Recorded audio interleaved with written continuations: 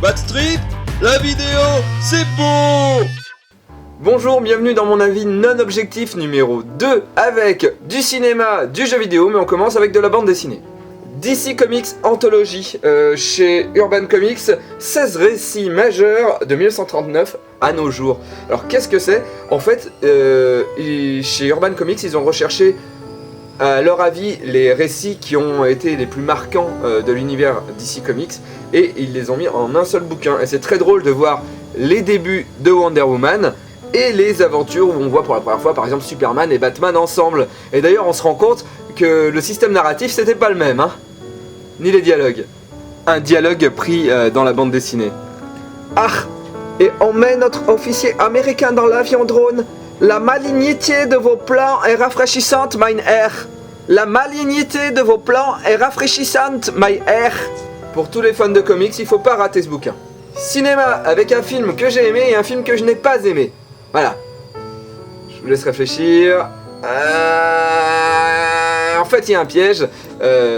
J'ai aimé les 30 premières minutes de Tintin. Je trouve qu'on retrouve bien l'univers de la bande dessinée. C'est très bien adapté.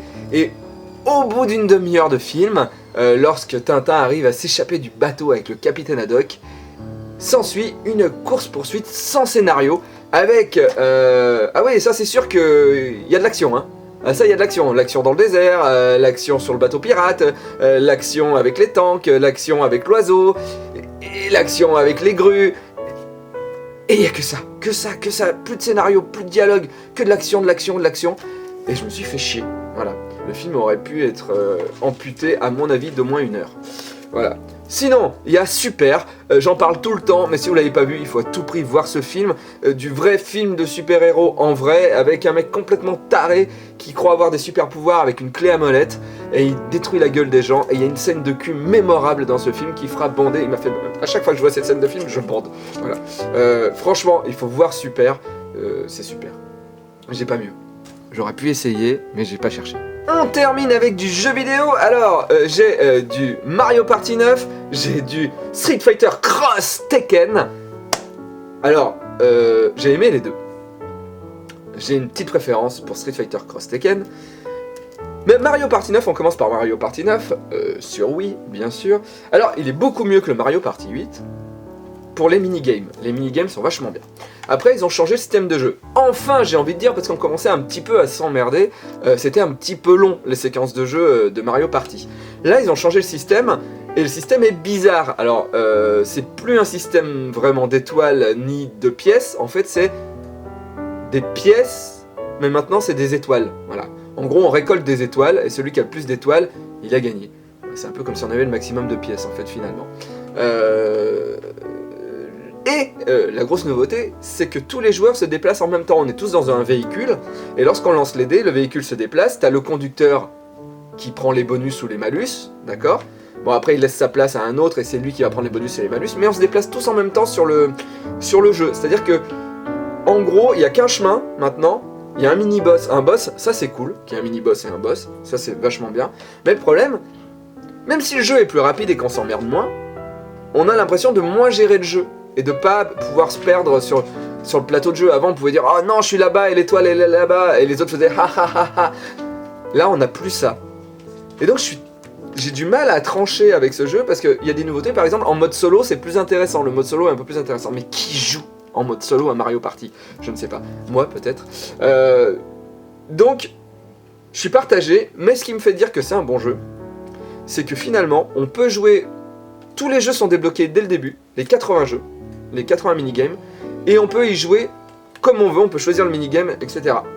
En fait, là où on a passé le meilleur moment avec les potes, c'est de choisir les mini-jeux et de s'amuser directement, voilà, sans les plateaux de jeu. Voilà, Mario Party 9, il y a plein de mini-jeux vraiment cool. Street Fighter Cross Tekken, alors je n'ai vu aucune critique sur ce jeu, voilà, moi je l'ai testé hier, j'ai passé 4 heures dessus, je l'ai fini, 2 fois, je trouve que le boss de fin de Street Fighter Akuma est beaucoup plus dur à battre que le boss de fin de Tekken qui est Ogre. Au début je me suis dit que j'allais jouer qu'avec les personnages de Street Fighter et en fait le jeu est tellement bien fait, tellement beau que les deux univers fait, ils ont réussi à faire une fonte graphique qui fait que les deux univers vont très bien ensemble. Et finalement, je me suis mis à jouer avec Oharang, avec Paul Phoenix et tout ça, et j'ai pris grave du plaisir à découvrir les personnages de Tekken version Street Fighter.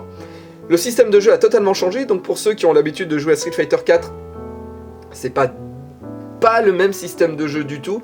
Là, on est en tag, c'est-à-dire qu'on est en équipe, et ça c'est cool, parce qu'on est avec un copain, et on peut échanger, et tout ça, machin, et on peut finir le jeu à deux, et on s'emmerde pas.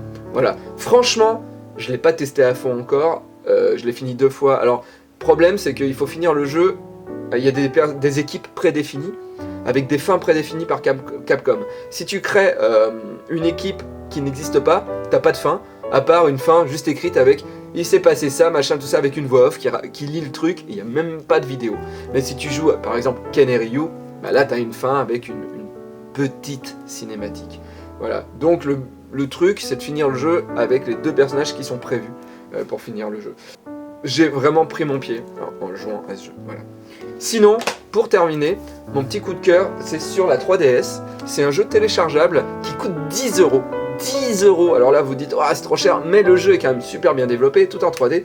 Ça s'appelle Rolling Western. Alors, c'est un tatou qui est cowboy. C'est tout en 3D. Et même le jeu est en 3D, mais en 3D. Vous comprenez la 3D? C'est en 3D quoi. Mais tout est en 3D, que ce soit le jeu qui est en 3D ou la vision qui est en 3D. On s'est compris? Très bien. Vous jouez un tatou cowboy qui doit protéger la ville des attaques des monstres de pierre. Et là, c'est un... J'ai oublié le mot.